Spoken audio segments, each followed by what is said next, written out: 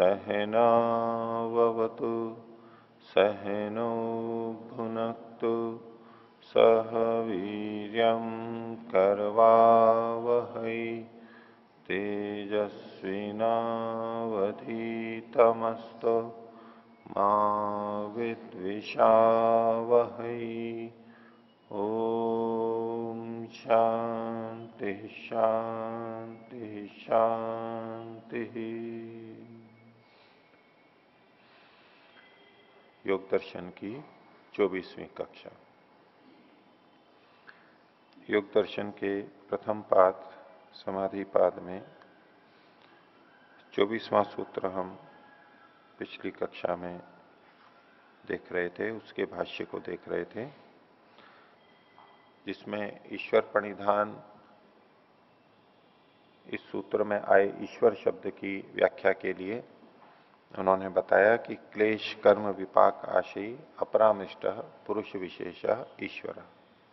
जो क्लेश कर्म विपाक और आशय इनसे अछूता है उसे, उस पुरुष विशेष को ईश्वर कहते हैं। तो कल के पाठ में से किन्हीं को पूछना हो तो पूछ सकते हैं। ओम। सूत्र संख्या 24। क्लेश कर्म विपाकाशयैर परामृष्ट पुरुष विशेष ईश्वर। इसकी जो अवतरणिका है इसमें कहा अथ प्रधान पुरुष व्यतिरिक्त कोयम ईश्वरो नाम इति। तो इसमें मतलब ऐसे पूछ रहे हैं कि जैसे पहले से ही ईश्वर का कुछ प्रसंग नहीं है। तो जो पिछले तीसरे सूत्र में आया था तदा द्रष्टु स्वरूप अवस्थानम, तो वहाँ दृष्टा का मतलब यदि ईश्वर भी लेते हैं तो ईश्वर तो एक ज्ञात विषय जैसा हो गया, तो उसके विषय में तो ऐसे प्रश्न मतलब अवतरणिका नहीं होनी चाहिए। तो चूंकि ऐसा अवतरणिका दे रहे हैं इसका मतलब कि वहाँ दृष्टा का मतलब ये ईश्वर नहीं लेना चाह रहे हैं, ऐसा कह सकते हैं। एक अर्थ आप कह सकते हैं, वहां जो व्यास भाष्य है उसमें आत्मापरक अर्थ ही अधिक प्रतीत होता है और इसीलिए कई लोग वहां केवल आत्मापरक अर्थ लेते हैं। लेकिन उस प्रसंग में हमने देखा था कि योगश्चित्त वृत्ति निरोधा में सर्वचित्ती वृत्ति निरोध और वैसे भी वृत्ति निरोध, जो संप्रज्ञात असंप्रज्ञात दोनों बताया है, तो तदा द्रष्टु स्वरूप अवस्थानम में भी दो चीजें ली जा सकती हैं और दो स्थितियां बनती हैं। अब आपने जो कहा कि द्रष्टु स्वरूप में वहां ईश्वर का विषय नहीं होना चाहिए, तब यहां पर यह विशेष बात कही गई है। अगर वहां ईश्वर का विषय माने भी तो भी वहां ईश्वर शब्द नहीं आया है, और ईश्वर शब्द यहां पहली बार आया है 23वें सूत्र में। तो शब्द की दृष्टि से विषय या वस्तु भले ही पहले आ गई हो, लेकिन एक नया शब्द आ गया, तब भी यही स्थिति हो सकती है। मैं उस तरह बोल रहा हूं कि यदि तदा दृष्टु स्वरूप अवस्थान में ईश्वर परक अर्थ ले भी लिया जाए तो भी इस भाषा में कोई आपत्ति नहीं है, क्योंकि ईश्वर शब्द पहली बार आया है। ईश्वर का विषय पहले आ चुका, लेकिन ईश्वर शब्द यहां पहली बार आया कि ईश्वर कौन है, तब भी ये किया जा सकता है। और वो भी संगति हो सकती है जो आप कह रहे हैं कि वहां पीछे ईश्वर का विषय नहीं माना जाए, ईश्वर का विषय यहां पहली बार आया है। तो दोनों तरह देखा जा सकता है, पर वहां ईश्वर को मानने में भी कोई आपत्ति नहीं है, शब्द तो पहली बार ही आया है। ठीक। और दूसरा है जी इसी में ही, कैवल्यम प्राप्ता स्तर ही संति च बहवः केवलिनः ते ही त्रीणि बंधनानि छित्वा कैवल्यम प्राप्ता। तो ये तीन बंधन तो इन्होंने जो तीन शरीर लिए हुए हैं। हाँ, यहां भाष्य में इन्होंने जो लिखा है उसमें स्थूल शरीर, सूक्ष्म शरीर और कारण शरीर, इन्होंने तीन शरीरों को कहा, और शरीर चूंकि बंधन होते हैं इस दृष्टि से इन्होंने यहां पर यह प्रयोग किया है। क्योंकि ये तीन बंधन क्या हैं, ये सूत्र में या भाष्य में आगे कहीं स्पष्ट इसको खोला तो गया नहीं है कि अंतः साक्ष्य से हमें पता लग सके, कहीं और उल्लेख आया हो। लेकिन अन्य जगह से जब हम देखते हैं तो बंधन है, तो बंधन मतलब तो प्रकृति का बंधन ही माना जाता है। अब उसके लिए तीन शरीर प्रसिद्ध हैं, स्थूल शरीर, सूक्ष्म शरीर और कारण शरीर। वो कारण शरीर को भी ये प्रकृति का ही मान करके इन्होंने लिखा है। मूल प्रकृति को बहुत से लोग कारण शरीर मानते हैं, कारण शरीर की व्याख्या, तो उस दृष्टि से इन्होंने ये तीनों को लिखा है। अन्य जो टीकाकार लिखते हैं वो तीन बंधन अलग मानते हैं। तो उसके अंदर जो एक तो विधेय एक प्रकृति लय, उन दोनों के शरीर को भी बंध मान करके वो बोलते हैं। तो जो प्रकृति लय वाले हैं उसका प्राकृतिको बंध, प्राकृतिक बंध नाम से बोलते हैं उसको। जो विधेय और प्रकृति लय हमने देखे थे तो उसमें प्रकृति वाले हैं उसमें प्राकृतिको बंध, प्रकृति लयानाम प्राकृतिको बंध, एक बंध ये कहते हैं 3 बंधों में से। दूसरा है विदेहा नाम वैकारिको बंध, विदेह जो योगी थे उनका वैकारिक बंध ये एक नाम दिया उन्होंने।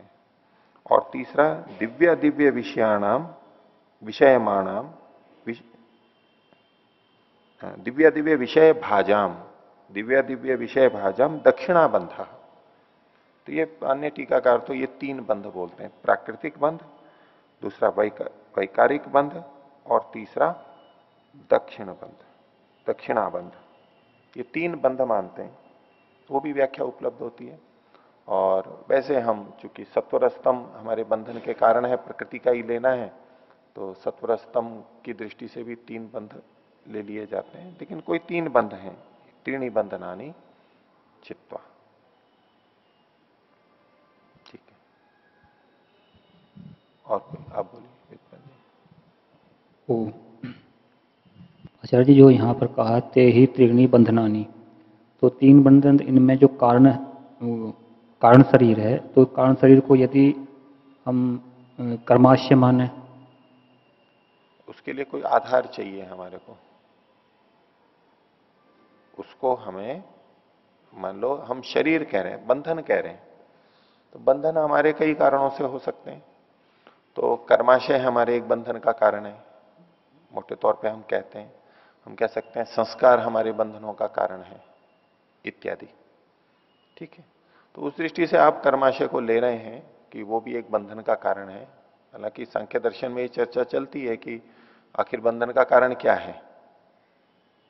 बहुत सारे बंधन के कारण हो सकते हैं, उसमें अलग अलग को गिनाते हुए उन्होंने वहां चूंकि तत्वतः विवेचना कर रहे थे, तो बंधन का कारण अविद्या को ही माना है मुख्य, कर्म को भी बंधन का कारण नहीं माना है। लेकिन व्यवहार में हम बंधन का कारण कर्म को भी मानते हैं। उस दृष्टि से आप कह सकते हैं, अब चूंकि यहां सूत्र में क्लेश, कर्म, विपाक और आशय, इन 4 से अपरामृष्ट अछूता है। ये या 4 चीजें गिनी हुई हैं। अगर यहां केवल 3 होती तो हम कह देते कि इन्हीं 3 को कह रहे हैं। क्लेशों से भी बंधन होता है, हम क्लेश को भी बंधन का कारण कह सकते हैं। तो जिससे बंधन होता है तो उसको भी हम बंधन कह देते हैं। तो उस रूप में कह सकते थे क्लेश है, कर्म है, विपाक है या आशय है। इसमें या तो एक चीज हटाएं हम यहां पर, कर्म यानी कर्माशय ले लेते हैं तो विपाक हटा दें, विपाक तो भोग है। तो क्लेश भी बंधन का कारण है, कर्म यानी कर्माशय बंधन का कारण है, और आशय यानी संस्कार वो भी बंधन के कारण है।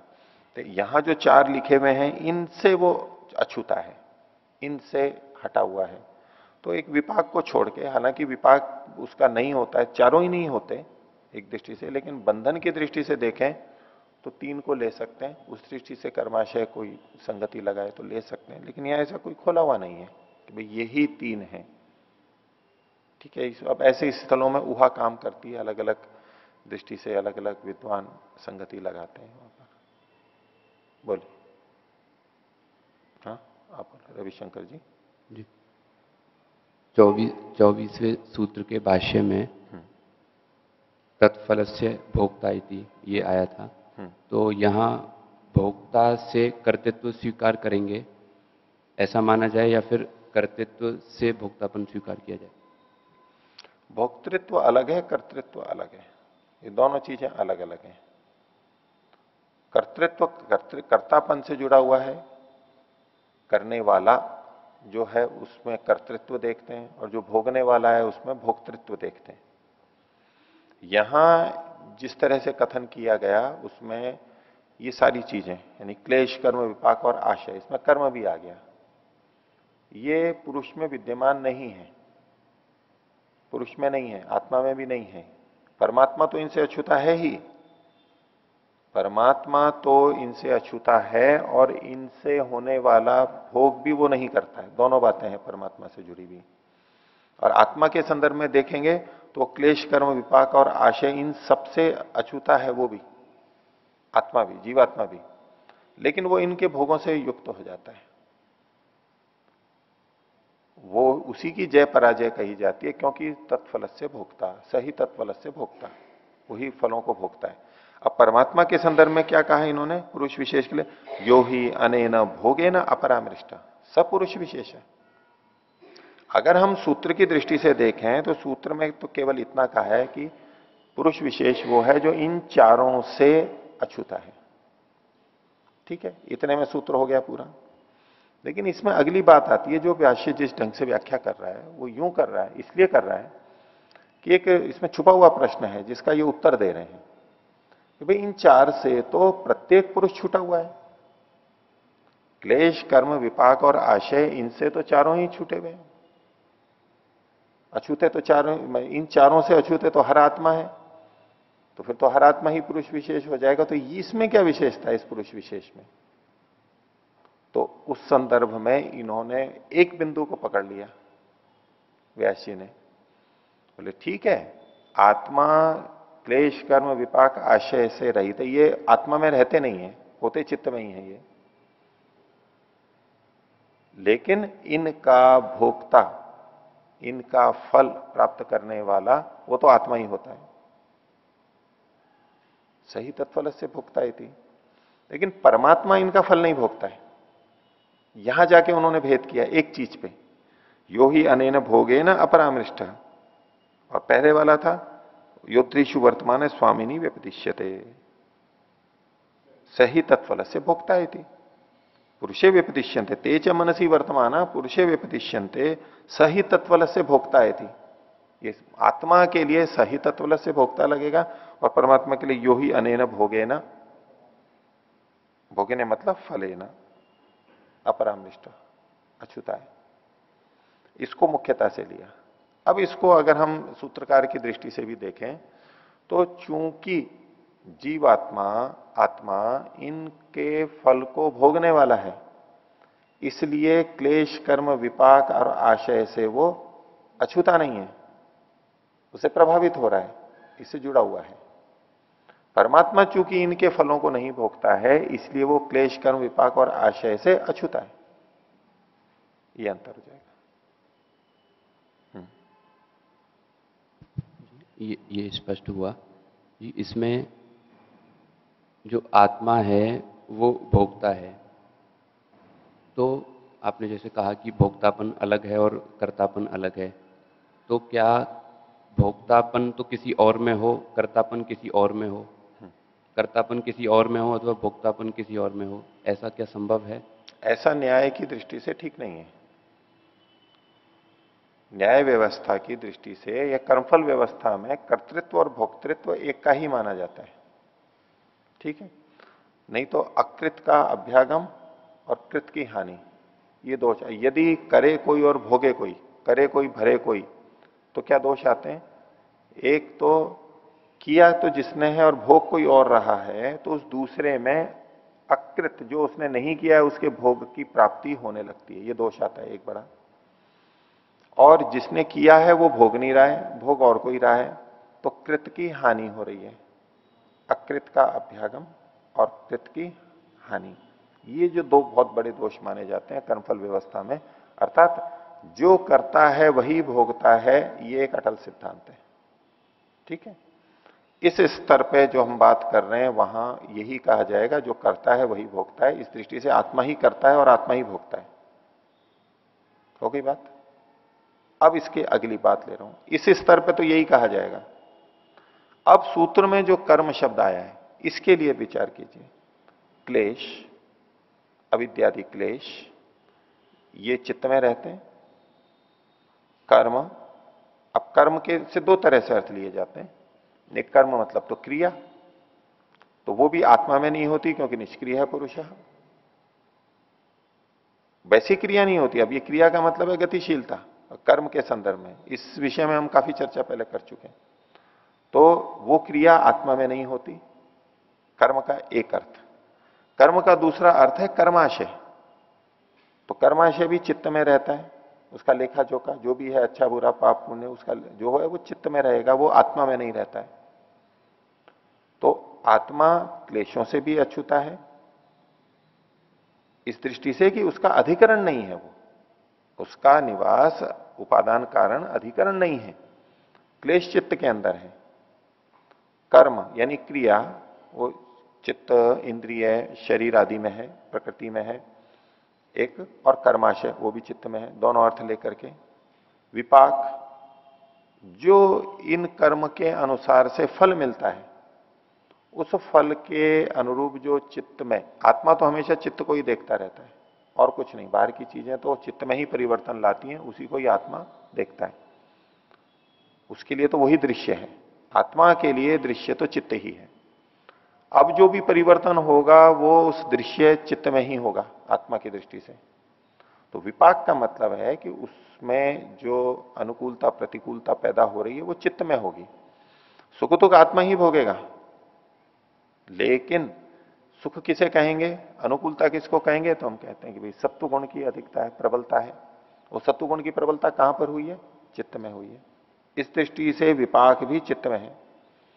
जब दुख होता है रजोगुण बढ़ता है, तो ये रजोगुण का बढ़ना कहां पर होगा, चित्त में होगा। इस दृष्टि से विपाक भी चित्त में ही है। और तमोगुण, जब मोह अज्ञान इत्यादि की भाव रहेंगे, तमोगुण की वृद्धि होगी, ये कहां होगा, ये भी चित्त में ही होगा। ठीक है। तो इस दृष्टि से जब विपाक को देखेंगे, अब इस विपाक के साथ में सुख दुख को नहीं लेना है। विपाक का मतलब सुख दुख को नहीं लेना है। सती मूले तद विपाको जात्यायुर्भोगा, मूल के होने पर विपाक होता है। विपाक शब्द योग दर्शन यानी सूत्र में खुद में कहा है। और वो विपाक क्या है, जाति, आयु और भोग। अब जाति कहां पर है, जाति का मतलब मनुष्य है, पशु है, पक्षी है, गाय घोड़ा आदि है। ये किसमें है, ये शरीर में ही है, आत्मा में नहीं कह सकते हम। आयु किसकी है, शरीर की, आत्मा की आयु नहीं कह सकते, वो नित्य है। और भोग का मतलब है भोग के साधन। और ते ह्लाद परिताप फला पुण्य पुण्य हेतुत्वात्, ह्लाद और परिताप फल होता है, वो सुख दुख आ गया, ये तो आत्मा को होगा। लेकिन विपाक के रूप में जो इन्होंने कहा है जाति, आयु और भोग यानी भोग के साधन, तो जो विपाक है उसका अधिकरण आत्मा नहीं है, वो अंततः चित्त है या प्रकृति की चीजें हैं, प्रकृति जन्य अन्य कार्य जगत है। तो इस दृष्टि से विपाक भी कहां पर है, चित्त में है, आत्मा में नहीं है। अब फिर है आशय यानी संस्कार। वो संस्कार भी कहां बनेंगे, चित्त में, मन के अंदर ही बनेंगे। अन्य शास्त्रों से भी पुष्टि हो जाती है, सांख्य दर्शन कह देता है। तो ये चारों चीजें, क्लेश, कर्म, विपाक और आशय, रहते कहां हैं, अधिकरण की दृष्टि से चित्त में रहते हैं, आत्मा में नहीं रहते। लेकिन इनका प्रभाव आत्मा पर पड़ता है, सुप्रभाव या दुष्प्रभाव आत्मा पर पड़ता है, इसलिए वो इनसे अछूता नहीं है। ये चीजें रहती चित्त में हैं, लेकिन आत्मा, जीवात्मा इनसे अछूता नहीं है, अपरामृष्ट नहीं है, उससे छू जाता है, उससे प्रभावित हो जाता है। इसलिए ये तो हुआ सामान्य पुरुष। और दूसरा है अधिकरण की दृष्टि से परमात्मा में भी क्लेश, कर्म, विपाक और आशय नहीं होते स्वयं उसके अंदर। ये जो मनुष्य के जन्य जो होते हैं ये सारे उसमें नहीं रहते, क्योंकि वो उस तरह काम ही नहीं करता है। इस दृष्टि से वो उनसे पृथक है। और संसार में जो भी क्लेश, कर्म, विपाक, आशय है उसके फल से भी वो रहित है। अधिकरण की दृष्टि से तो आत्मा और परमात्मा, पुरुष विशेष और सामान्य पुरुष, ये दोनों ही क्लेश, कर्म, विपाक से पृथक हैं अधिकरण की दृष्टि से। लेकिन प्रभाव होना, परिणाम आना, उसका फल उससे प्रभावित होना, इस दृष्टि से देखेंगे तो परमात्मा इससे अपरामृष्ट है और आत्मा इससे प्रभावित हो जाता है। ये भेद है। इसलिए इन्होंने कहा यो ही अनेन भोगेन अपरामृष्ट है। अब आपका जो वहां प्रश्न है कि कर्तृत्व और भोक्तृत्व, कर्तृत्व शब्द को भी दो भागों में बांटना होगा, दो भागों में बांटना होगा। एक कर्तृत्व का मतलब है जो क्रिया को कर रहा है, वो तो प्रकृति और चित्त में ही माना जाएगा। आत्मा उस दृष्टि से निष्क्रिय पुरुष है, जो कहा गया वो निष्क्रिय है। इस दृष्टि से कर्तृत्व नहीं है आत्मा का, लेकिन चेतनावान यतश्चात्मा तथा कर्ता निरुच्यते। वो चूंकि चेतन है इसलिए कर्ता वही माना जाए। कर्ता हमेशा चेतन ही होगा, क्रिया रहित होते हुए भी उसको कर्ता कहा गया है, क्योंकि उसका उत्तरदायित्व उसी का है। चित्त आदि में जो भी क्रियाएं हो रही हैं उस दृष्टि से वो भले ही हो, लेकिन चेतन, ज्ञान वाला, इच्छा द्वेष करने वाला, प्रेरणा देने वाला, वो आत्मा है, इसलिए कर्तृत्व आत्मा का माना जाएगा चेतन होने से। तो अब जब हम ये बात करते हैं कि आत्मा को कर्ता माने या ना माने, भोक्ता तो वो है ही, चिदवसानो भोगा, भोगापवर्गार्थम दृश्यम और संहत परार्थत्वात्, तो ये सारी चीजें हैं तो आत्मा के लिए, इसमें तो कोई दो राय नहीं, भोक्तृत्व तो है ही, इसमें तो कोई विवाद ही नहीं कर सकते। दूसरे तो करते हैं, मैं अपनी दृष्टि से बोल रहा हूं, इस परंपरा की दृष्टि से बोल रहा हूं, उसमें भोक्तृत्व में कोई संदेह नहीं है। अब रहा कर्तृत्व का, इसमें हमारे को दिक्कत आती है। तो क्रिया वाला जो कर्तृत्व होता है उस दृष्टि से देखेंगे तो वो कर्तृत्व आत्मा में नहीं है, लेकिन चेतनत्व के कारण से जो कर्तृत्व कहा जाता है वो आत्मा का ही है। कर्तृत्व के दो भेद कर दिए, कर्तापना दो ढंग से होगा। अब जब हम कहेंगे कि आत्मा भोक्ता है तो वो कर्ता भी है, तो चेतन होने से जो कर्तृत्व है वो आत्मा में है, तो कहेंगे कि आत्मा ही भोक्ता है और आत्मा ही करता है। जिस समय ये कहा जाएगा कि आत्मा भोक्ता है तो आत्मा ही करता है, ये मान रहे हैं हम, तो इसका मतलब है चेतनत्व के कारण से जो कर्तृत्व आ रहा है उसको कह रहे हैं। अब लेकिन होता क्या है कि वो कर्ता बोलते ही फिर ये सोचने लगते हैं वो जो दूसरा कर्तृत्व है क्रिया वाला, उसको भी साथ में जोड़ लेते हैं, क्योंकि वो कर्ता का एक ही अर्थ मानते हैं। तो बोले कि आपने कर्ता बोल दिया, अब वो बोला तो जा रहा है चेतनत्व के कारण से कर्ता, लेकिन वो क्रिया की दृष्टि से भी कर्ता मान लेते हैं कि आपने कर्ता बोल दिया यानी तो करने वाला वही है। अब करने वाला वही है तो फिर वो निष्क्रिय नहीं रहा, वो वहां पहुंच जाते हैं। तो जब भोक्तृत्व के साथ कर्तृत्व मैं बोल रहा हूं, उसका मतलब क्या है, चेतन होने के कारण से कर्तृत्व वहां कहा जा रहा है, क्रिया की दृष्टि से कर्तृत्व नहीं कहा जा रहा। तो वो सिद्धांत कर्मफल वाला स्थिर है कि जो जिसमें भोक्तृत्व होता है कर्तृत्व भी उसी का होता है, जिसमें कर्तृत्व होता है उसी का भोक्तृत्व होता है, जिसमें कर्तृत्व होता है उसी का भोक्तृत्व होता है। ये वाला सिद्धांत स्वीकार्य है, लेकिन तात्पर्य यहां पर लेना होगा यही चेतन के कारण से। अब कोई चल के जा रहा है और गाड़ी से टक्कर लगा दी, या उसने तलवार से किसी को पीट दिया, काट दिया डंडे से, अब कोई कहने लगे कि दंड तो आपको ही मिलेगा व्यक्ति को, तो बोले नहीं मैंने नहीं काटा है। काटने का कर्तृत्व, टक्कर लगाने का कर्तृत्व किसका है, क्रिया की दृष्टि से कर्तृत्व अगर आप देखते हो तो, क्योंकि जहां आत्मा का प्रसंग आता है तो क्रिया की दृष्टि से कर्तृत्व एकदम ला करके प्रश्न खड़ा कर देते हैं, वहां ये भेद नहीं करते। तो यदि मैं अभ्युपगम से बोल रहा हूं, यदि क्रिया वाला कर्तृत्व ही भोक्तृत्व से जुड़ा हुआ है, तो गाड़ी ने टक्कर मारी, तलवार ने काटा, डंडे ने मारा, क्रिया उसमें हुई है, उसकी क्रिया उस व्यक्ति से संयोग हुआ है, तो कर्तृत्व के कारण भोक्तृत्व कहां जाना चाहिए फिर, उस कार में जाना चाहिए, उस तलवार में जाना चाहिए, उस डंडे में जाना चाहिए, उस पिस्तौल में जाना चाहिए, क्योंकि क्रिया वहां पर हो रही है। यदि क्रिया के कारण ही कर्तृत्व मानेंगे तो ये आपको भी स्वीकार्य नहीं है, किसी को भी स्वीकार्य नहीं है। क्यों स्वीकार्य नहीं है, क्यों स्वीकार्य नहीं है, क्या उत्तर देंगे, क्योंकि वो जड़ है, अथवा साथ में बोलेंगे क्योंकि चेतन तो ये है, चेतन तो ये है, यही तो उत्तर देते हैं। तो बस वही बात यहां भी लगा लें कि आत्मा का जो कर्तृत्व है वो चेतनत्व के कारण से है, क्रिया के कारण से नहीं है। क्रिया जिसमें हो रही है वो करता है, ऐसा कथन नहीं हर जगह आप वहां भी नहीं घटा सकते। तो कर्मफल व्यवस्था में जहां जहां हम कर्तृत्व शब्द का प्रयोग करते हैं वो चेतनत्व के कारण से कर्तृत्व का प्रयोग करते हैं, ना कि क्रिया के कारण से। अब अगर ये बात हमारी समझी हुई है तो जब ये बोला जाएगा कि हाँ आत्मा भोक्ता है, यहां लिखा है भोक्ता है, तो भोक्ता है तो वो कर्ता भी है, अब इसमें कोई आपत्ति नहीं है अगर पिछली पृष्ठभूमि समझी है। अब ये प्रश्न नहीं उठाएंगे फिर निष्क्रिय कैसे हो गया वो, ये प्रश्न नहीं उठ सकता अब अगर बात समझी हुई है तो। और नहीं समझी हुई है तो वो आएगा जी आप इसको कर्ता कह रहे हो, तो फिर वो निष्क्रिय नहीं रहा। तो इसका समाधान यही है कि हम कर्तृत्व को दो भागों में बांटते हैं। दो तरह से कर्तृत्व का कथन होता है, एक क्रिया की दृष्टि से और एक चेतनत्व की दृष्टि से। तो परमात्मा में वो भोक्तृत्व नहीं है, और आत्मा के साथ भी ऐसा ही होता है। जब वो निष्काम होता है तो उसमें वो कर्तृत्व चेतनत्व से, जो कर्माशय वाला कर्तृत्व है जिससे कि फल भोगना पड़ता है, विपाक होता है, उसमें नहीं होता है, परमात्मा में भी नहीं होता। अब यूं तो परमात्मा का कर्तृत्व स्वीकार किया ही जाता है, सृष्टि का रचयिता है, ये है वो है, सब सारे कार्य करता ही है, उसमें कोई दोष नहीं है।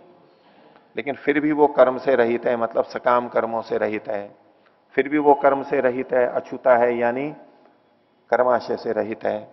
वो कर्मों से अछूता है, इसका मतलब है जो वो कर्म करता है उसका फल, परिणाम, विपाक उसको नहीं होता, उसको आवश्यकता नहीं है, वो अपने लिए कर्म करता ही नहीं है, इसलिए वो कर्म से अछूता है। स ही तत्फल से भोक्ता इति यो ही अनेन भोगे न अपरामृष्ट। ये चार चीजें कही गई, लेकिन ये ला करके कहां खड़ा कर दिया इन्होंने, भाष्यकार ने, भोग पे किया। भोग से अपरामृष्ट है। भगवान को भोग लगाते हैं? लगाते? ये भोग से अपरामृष्ट बोल रहे हैं, वो भगवान को भोग लगाते हैं। तो दृष्टि भेद है। अच्छा, आत्मा का भोक्तृत्व, इस विषय में भी अन्यों की बड़ी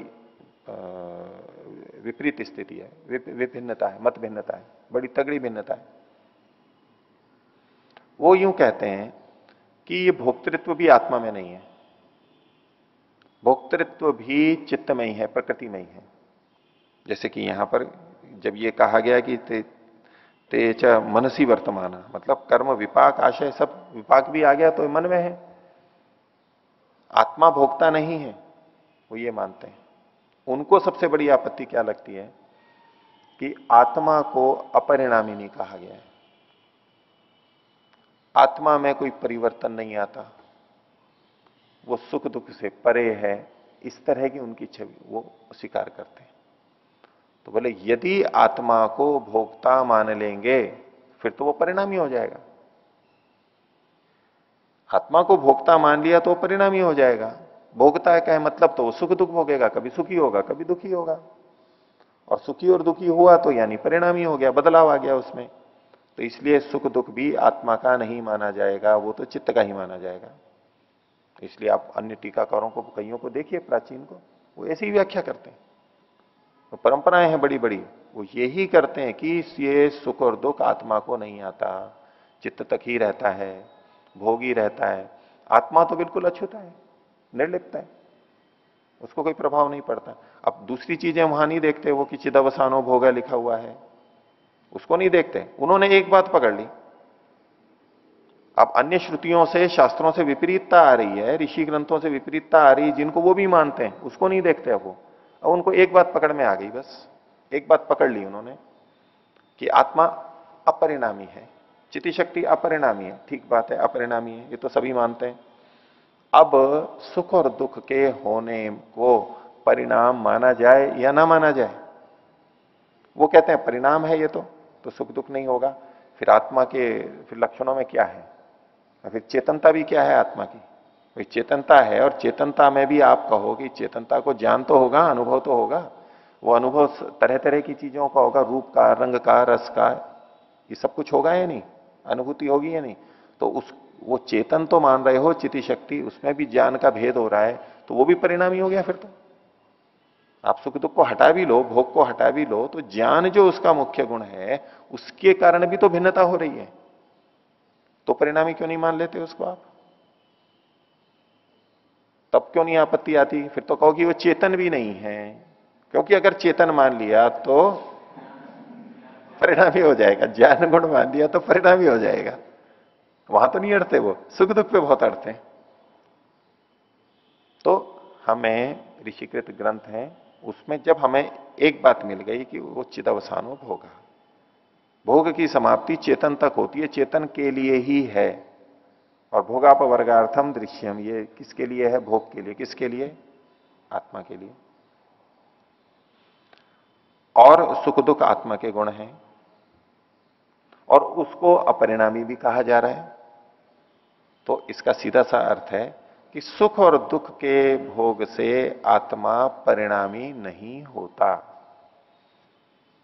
ज्ञान से, भिन्न भिन्न चीजें जानने से, भिन्न भिन्न अनुभूतियों के होने से आत्मा परिणामी नहीं होता। ये हमें लेना होगा।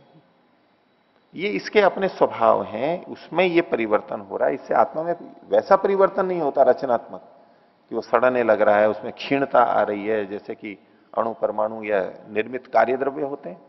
ऐसा परिवर्तन आत्मा में नहीं होता। साथ में उसको नित्य भी कह रखा है।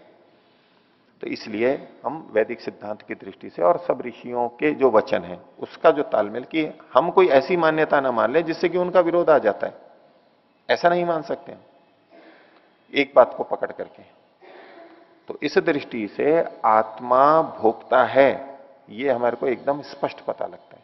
आत्मा को भोक्ता मानने में उसका परिणामी होना नहीं सिद्ध होता। अपरिणामी तो वो फिर भी है, भोक्ता तो वो फिर भी है। तो भोक्तृत्व में अपने यहां कोई दिक्कत नहीं है। वो लोग, उन लोगों को दिक्कत होती है, इसलिए वो कर्तृत्व भी नहीं मानते हैं। ना तो मैं करता हूं और ना भोगता हूं, मैं तो असंग हूं, निर्लिप्त हूं। न तो मैं करता हूं और न मैं भोगता हूं। जिसको ये विवेक हो जाता है वही विवेक ख्याति है और वही मुक्त हो जाता है। जिसको ये पता लग जाता है कि मैं करता नहीं हूं, ये तो गुणों में हो रही है सारी क्रियाएं, और भोगता भी मैं नहीं हूं, भोग भी इन्हीं में ही हो रहा है, सत्वर स्तंभ में ही आपस में भोग हो रहा है। आगे व्यास भाष्य में भी एक पंक्ति आएगी, रज आदि से सत्वमेव तप्यम। तप तो कौन होता है? सत्वगुण ही तप्त होता है। एक आगे पंक्ति आएगी व्यास भाष्य में। यानी रजोगुण से सत्वगुण तप्त होता है, लेकिन इसका प्रभाव तो आत्मा पे ही जाता है। ये साथ में जोड़ करके हमें देखना होगा। उस पंक्ति का भी क्या तात्पर्य वहीं देखेंगे। और तो आत्मा भोक्ता है और कर्ता भी है। तो निष्क्रिय पुरुष कहने से आत्मा का कर्तृत्व निषिद्ध नहीं किया जा रहा है। चेतन के रूप में जो कर्तृत्व है उसका निषेध नहीं कर रहे, क्रिया के रूप में जो कर्तृत्व है उसका निषेध तो कर ही रहे। निष्क्रिय पुरुष। बोलिए। तो इसमें हम कह सकेंगे कि इसमें समव्याप्ति, विषम व्याप्ति, अन्वय, व्यतिरेक सब लगेंगे, कोई दिक्कत नहीं। कहीं आपत्ति हो तो बताओ। सब दोनों तरफ दो तरफा लगे, कोई आवश्यक नहीं है कि दोनों ही हो। एक तरफा भी होती है, उससे भी निर्णय होते हैं। ये तो शब्द प्रमाण के आधार पर बातें चल रही हैं सारी। व्याप्ति बने या ना बने, कौन सी व्याप्ति बनती है, अनुमान थोड़ा ना कर रहे हैं। ये शब्द प्रमाण के आधार पर बात चल रही है। और अब इसके आधार पर अगर हम कोई व्याप्ति बनाते हैं कि जो जो करता होता है वो भोगता होता है, जो जो भोगता होता है वो करता होता है, जो जो भोगता होता है वह करता होता है, ये तो ठीक है, सब चेतनों पे लग जाएगा, क्योंकि परमात्मा भोगता होता नहीं है। जो जो भोगता होता है यानी जीवात्मा, वो करता भी होता है, उसमें चेतन की दृष्टि से कर्तृत्व है। लेकिन जो जो करता होता है वह भोगता होता है, ये तो आवश्यक नहीं है, जीवात्माओं पे भी नहीं लगता है। जो निष्काम कर्म करने वाले जीवन मुक्त हैं उनमें कर रहे हैं वो कर्म, उस दृष्टि से कर्तृत्व है उनका, लेकिन उनको भोग नहीं मिल रहा है उसका इस रूप में। कर्माशय और बंधन वाला जो भोग है वो नहीं मिलता है। परमात्मा भी कर्मों को कर रहा है, चेतन है, लेकिन उसमें भोक्तृत्व नहीं है। तो जो भोगता है वो तो करता है ही, लेकिन जो करता है वो भोगता है ये नहीं है सब जगह, क्योंकि सकाम निष्काम के रूप में भिन्नता होती है। और कर्तृत्व यहां पर चेतन की दृष्टि से, और क्रिया वाली आप कर्तृत्व लेंगे तो फिर तो कटेगा ही नहीं। जिस जिसमें क्रिया होती है वो भोगता है, ये तो कहां होता है कि किसी गाड़ी ने टक्कर मारी तो मुड़ गई, मुड़ तोड़ गई ना, उसने किया और उसने भोग लिया, हो गया है नहीं। तलवार से मान लो कुछ काटा, किसी का हाथ काटा तो खून से रंग गई, उसे थोड़ी चोट लग गई।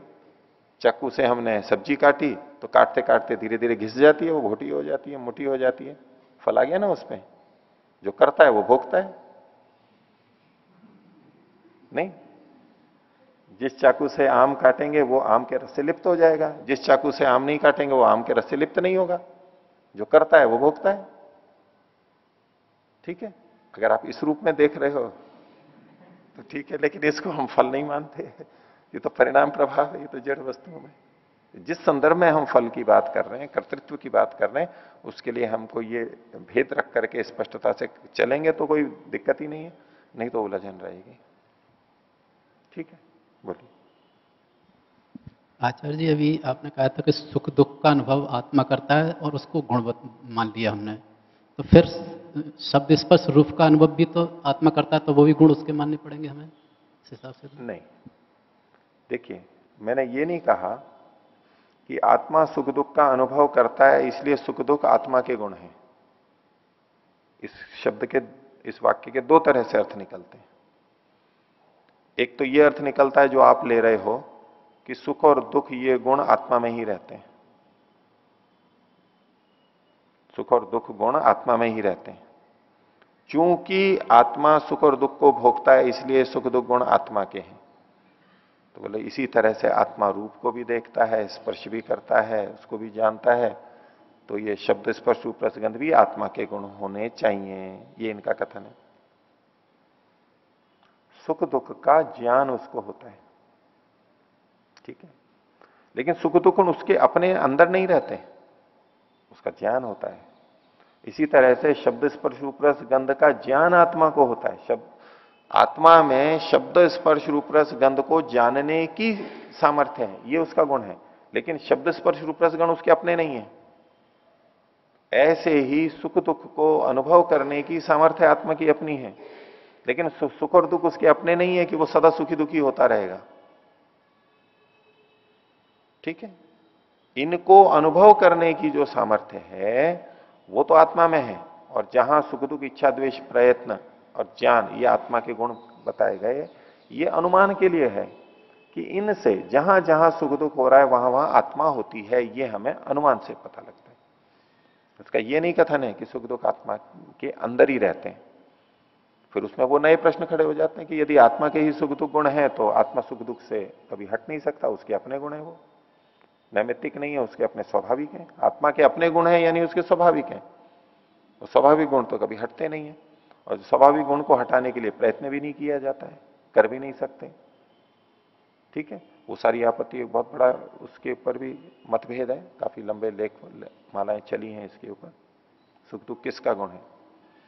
तो मेरे कहने का वो अर्थ नहीं है जो आपने ले लिया कि सुख दुख गुण आत्मा के हैं। आगे जब सुख दुख गुण आत्मा के माने जाते हैं इसका मतलब है सुख दुख से आत्मा का पता लगता है। ठीक है। ओम। आचार्य जी, इसमें आशय के लिए आया है तदनुगुणा वासना आशया, तो जैसे जलाशय होता है तो उसी तरीके का यहाँ पर कुछ ले रहे हैं, या फिर वासना का मतलब क्या होता है? ये वासना मतलब संस्कार, वासना रूप संस्कार, उसको यहां आशय के रूप में कहा है। तदनुगुणा वासना आशया, उसका संग्रह होता है।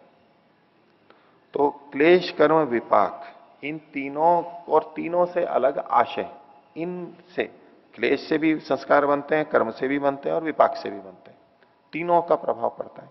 उस दृष्टि से आशय को इन्होंने अलग से कर दिया। जो संस्कार बोलते हैं और वासना बोलते हैं, तो दोनों में कोई भेद नहीं है, एक जैसी या फिर कुछ अंतर? नहीं, शास्त्रीय दृष्टि से तो भेद है। स्थूल रूप से जो हम बोलते हैं तो वो संस्कार का मतलब वासना ही होता है, और कर्म का मतलब वो कर्माशय के रूप में ले लेते हैं। लेकिन यहां योग दर्शन की दृष्टि से हम देखेंगे तो वहां इन्होंने आगे आएगा, तो वहां उन्होंने संस्कार दो प्रकार के बताए, एक धर्माधर्म रूप संस्कार और एक वासना रूप संस्कार। धर्माधर्म रूप संस्कार मतलब जो कर्म है वही, धर्म यानी पुण्य, अधर्म यानी पाप। तो धर्माधर्म रूप संस्कार, ये कर्म को के लिए भी संस्कार शब्द का प्रयोग किया गया है। और जहां वासना रूप संस्कार है, ये वही संस्कार है जिसको हम वासना को संस्कार के रूप में कहते हैं।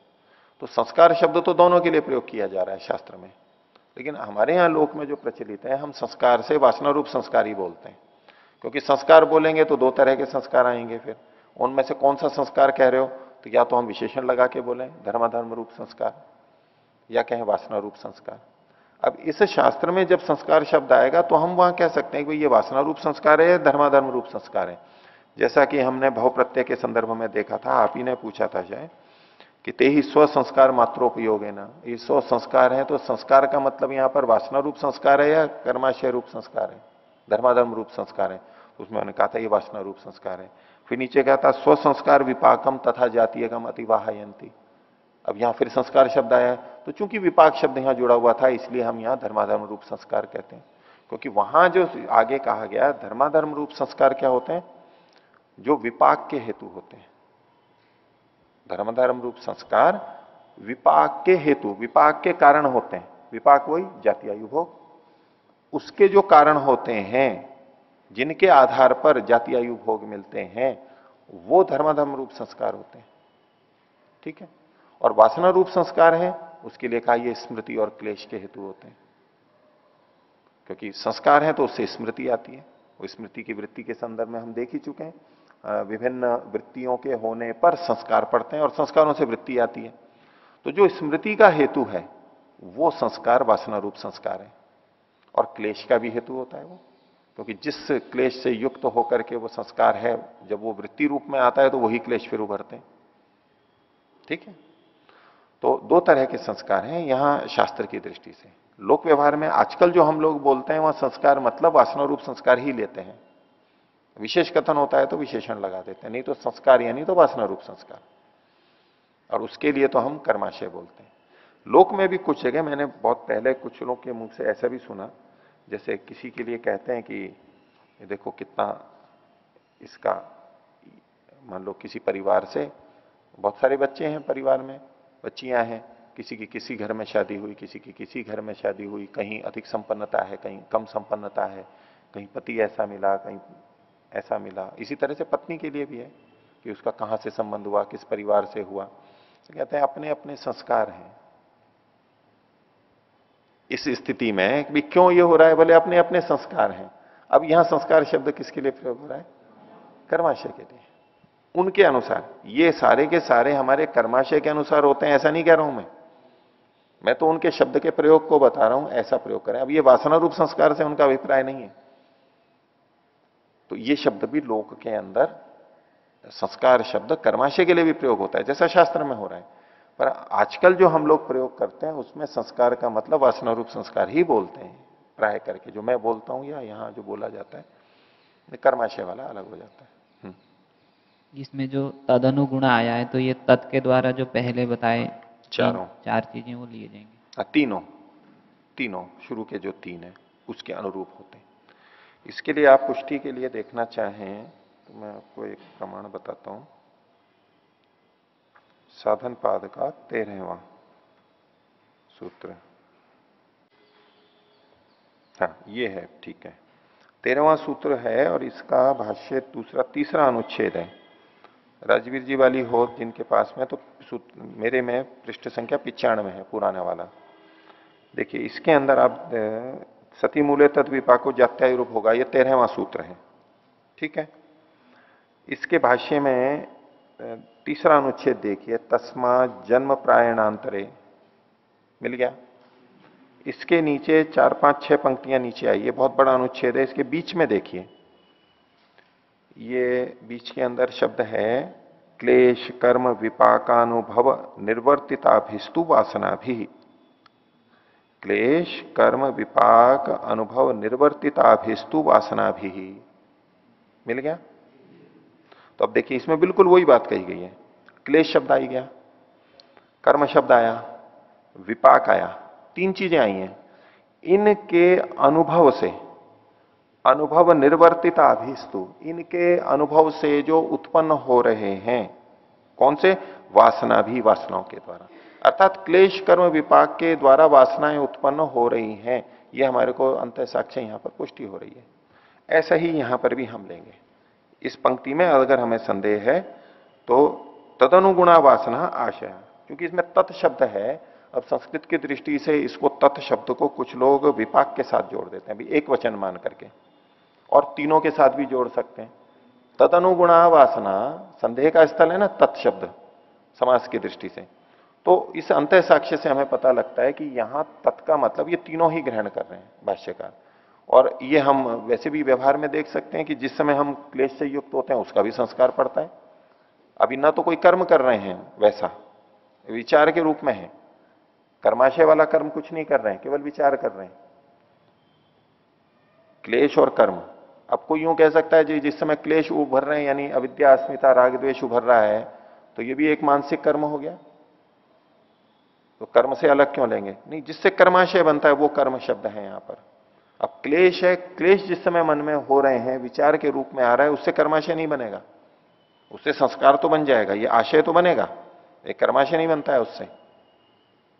तो क्लेश जिस समय होगा उस समय भी आशय बनेगा, और जिस समय हम कर्म कर रहे होते हैं तब भी उसका संस्कार पड़ता है, क्योंकि इन सब में वृत्तियां बन रही हैं। वास्तव में ये जो आशय बन रहा है ये वृत्ति से बन रहा है।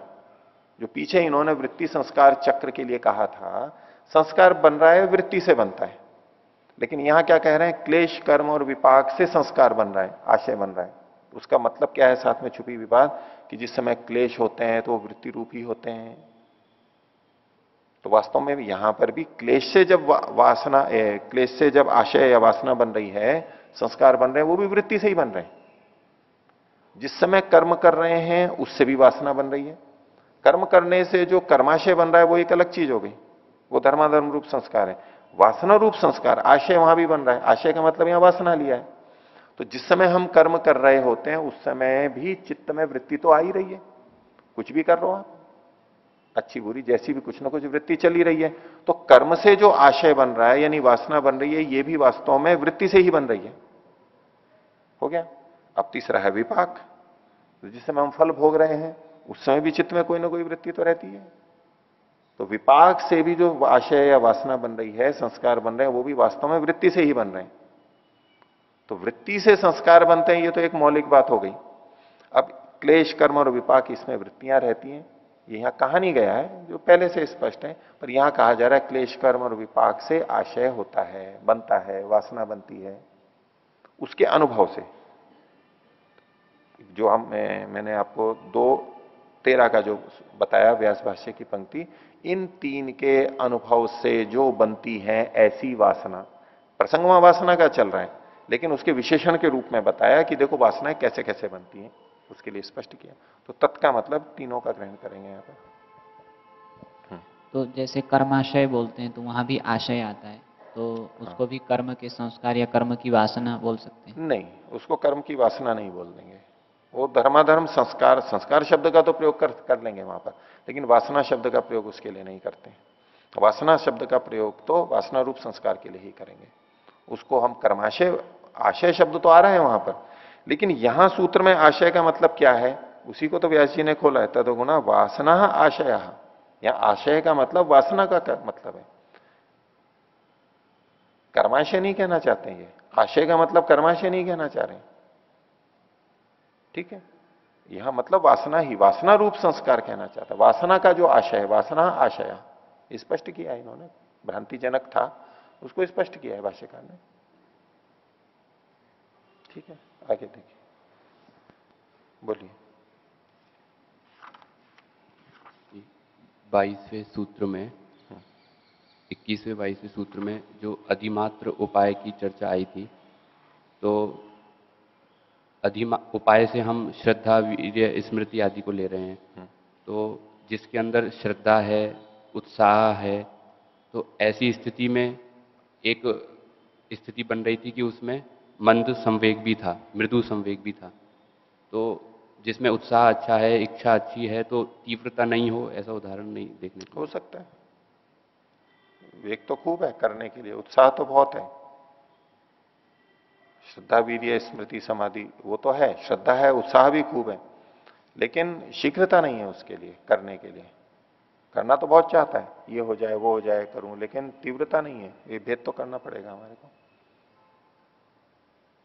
संवेग को, उसको एक उत्साह होता है खूब, जब एक होता है कि जब भी वो काम होता है वो खूब उत्साह से करता है, जब जब वो कार्य होता है तो खूब उत्साह से करता है वो, लेकिन जब होता है तब करता है, अपने आप नहीं करता है।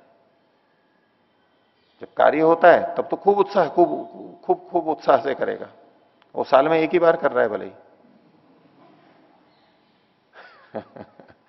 वो उत्साह खूब है, लेकिन उसमें ये नहीं है कि मैं हर महीने करूं, प्रतिदिन करूं, ये नहीं होता है उसको। और एक दूसरा व्यक्ति है वो प्रतिदिन करता है, तपस्या कर रहा है, लेकिन वो वैसा उछलता हुआ नहीं दिखाई देगा उत्साह वाला, ठीक है। और जो कभी कभी करता है वो ज्यादा उछलते हुए दिखते हैं, और जो केवल उतना ही देख रहा है वो कहता है इसमें तो बहुत उत्साह है बहुत उत्साह है, लेकिन वो शीघ्रता नहीं है उसको अपने लक्ष्य के प्रति। जब है तब है उत्साह को, तो केवल उत्साह की तीव्रता के आधार पर हम संवेग को नहीं कह सकते। संवेग अगर होगा तो वो तो लगातार करेगा, बार बार करेगा, करता ही रहेगा। अंतर तो हमें करना ही होगा। चलें आगे थोड़ा सा देखते हैं पाठ। तो ईश्वर के बारे में बताया गया, क्लेश कर्म विपाकाशयी अपरामृष्ट पुरुष विशेष ईश्वर। इसका भाष्य हम देख रहे थे।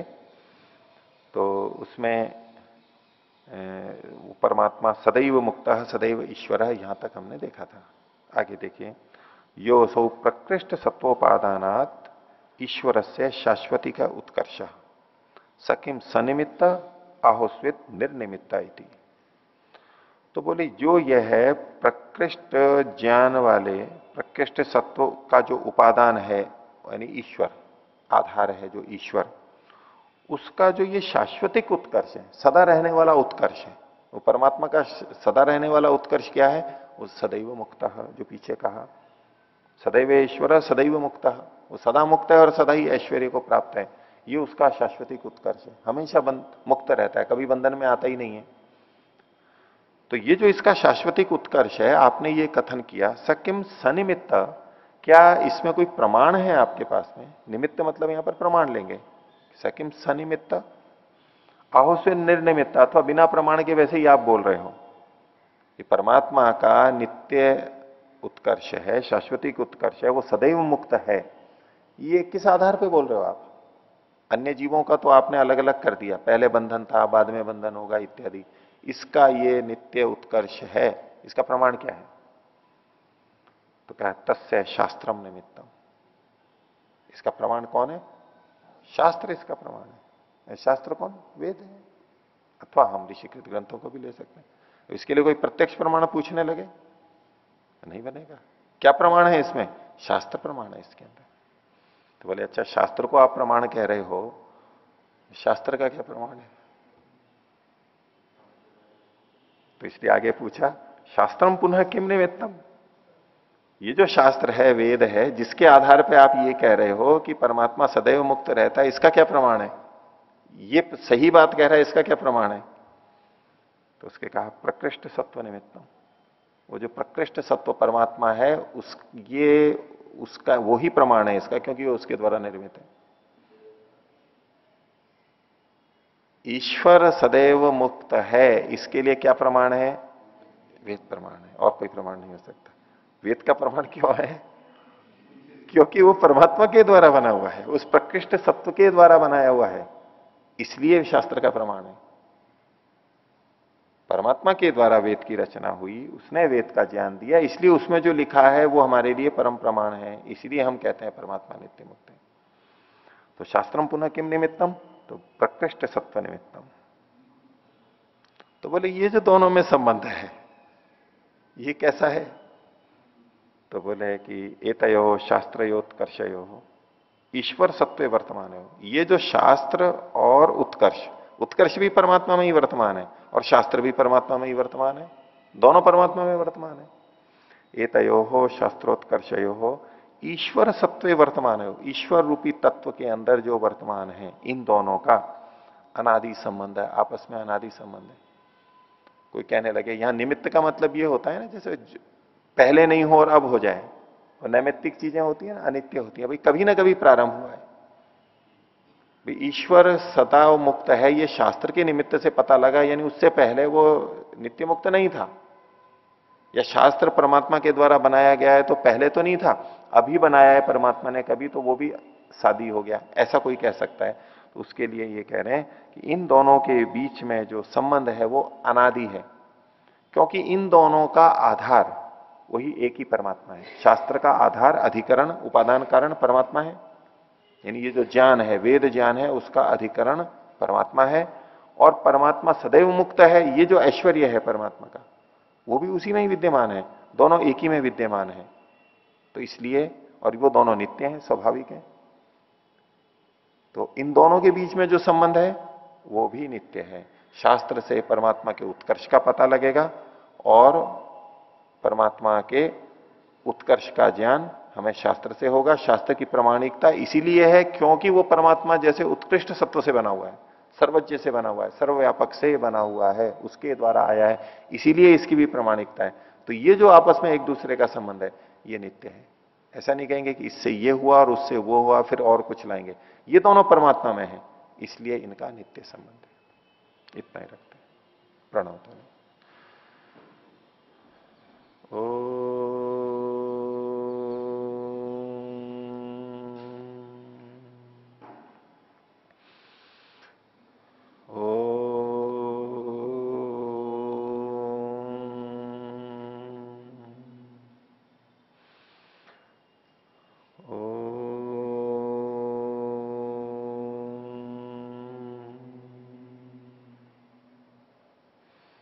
सभी को सदर विवाद। ओम